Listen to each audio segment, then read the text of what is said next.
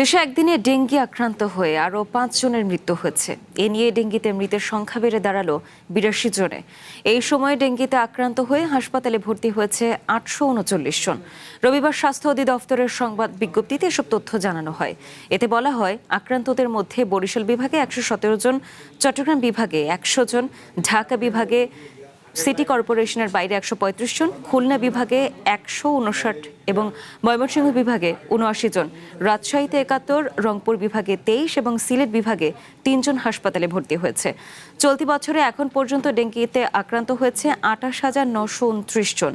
এর মধ্যে ৬১.৯% পুরুষ এবং ৩৮.১% নারী। চলতি বছরে সুস্থ হয়ে হাসপাতাল ছেড়েছে ২৬,৮৯৭ জন। নগদ নিয়ে এলো হার না মানা হার অফার। সর্বনিম্ন ১০,০০০ টাকা রেমিটেন্স নগদে পাঠালে থাকছে স্বর্ণের হার জেতার সুযোগ।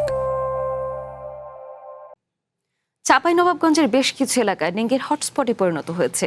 এতে সবচেয়ে বেশি আক্রান্ত হচ্ছে শিশু ও বৃদ্ধরা। এ বিষয়ে আরও জানাতে সেখান থেকে যুক্ত হচ্ছেন তারেক রহমান।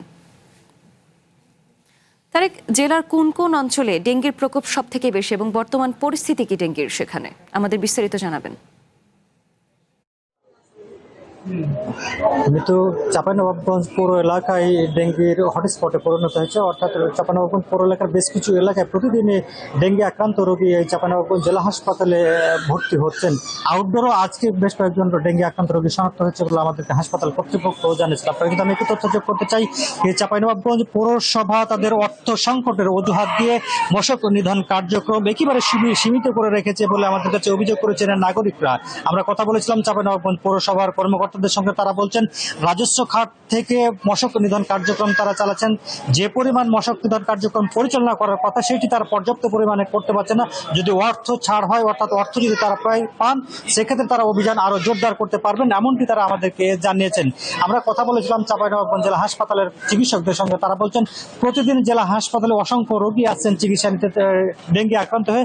বিশেষ করে চাঁপাইনবাবগঞ্জ পৌর এলাকার আলীনগর এমনকি নবাবগঞ্জ সরকারি কলেজ এলাকায় হোস্টেলও আমরা দেখেছি ডেঙ্গি আক্রান্ত রোগী এখানে হাসপাতালে আজকে চিকিৎসা নিচ্ছেন। এছাড়া বাতানখার মোড়, বড়ইন্দারা মোড়, এমনকি শিবতলা, এইসব এলাকাতে ডেঙ্গির হটস্পটে পরিণত হয়েছে। এসব এলাকাতে গত বছর কিন্তু ডেঙ্গির হটস্পটে পরিণত হয়েছিল এবং পরিস্থিতি ভয়াবহ আকার ধারণ করেছিল। চিকিৎসকদের চিকিৎসা দিতে হিমশিম খেতে হয়েছিল। এবছরও তার ব্যতিক্রম নয়। এবছরও ডেঙ্গির হটস্পটে পরিণত হয়েছে জেলার চাঁপাইনবাবগঞ্জ পৌর এলাকা।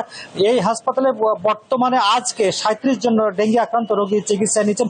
সব মিলিয়ে এখন পর্যন্ত প্রায় ৫৫০ রোগী চিকিৎসা নিয়েছেন এবং অনেক রোগীকে আবার উন্নত চিকিৎসার জন্য রাজশাহী মেডিকেল কলেজ হাসপাতালও পাঠানো হয়েছে বলে আমাদেরকে চিকিৎসকরা বলছেন। জেলা হাসপাতালে ২৪ বেডের একটি ওয়ার্ড খোলা হয়েছে, ডেঙ্গি ওয়ার্ড।